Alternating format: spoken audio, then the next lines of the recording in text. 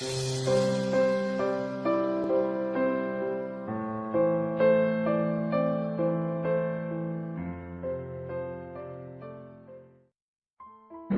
nama Bapa dan Putra dan Roh Kudus. Amin.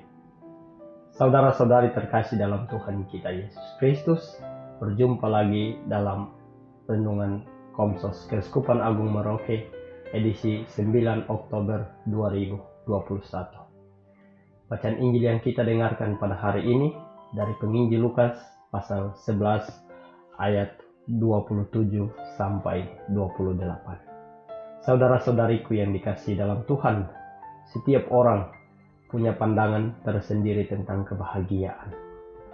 Masing-masing individu, masing-masing pribadi punya pemikiran, pandangan, pemahaman tersendiri tentang kebahagiaan itu.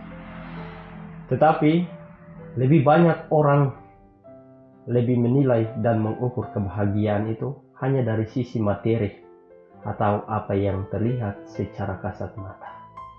Kebahagiaan hanya diukur kalau saya memenuhi kebutuhan materi hidup saya. Kalau saya senang, saya berhasil, maka saya bahagia.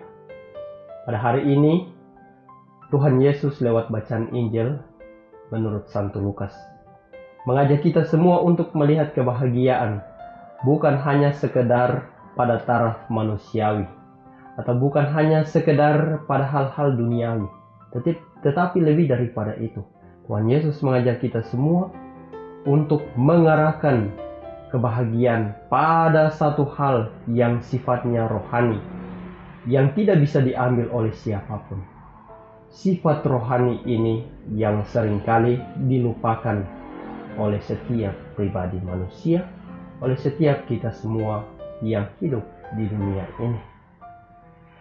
Karena apabila kita mengarahkan pemahaman pandangan kita tentang kebahagiaan itu pada satu hal yang sifatnya rohani, yang tidak bisa diambil oleh siapapun, maka kita akan semakin dekat dengan Allah. Kita akan semakin dekat dengan Tuhan, dan kita akan mampu dalam keadaan apapun, keadaan hidup kita, walaupun keadaan hidup kita yang sementara. Karena kebahagiaan dari sisi materi adalah kebahagiaan yang tidak tahan lama. Sedangkan kebahagiaan dari sisi rohani adalah kebahagiaan yang abadi.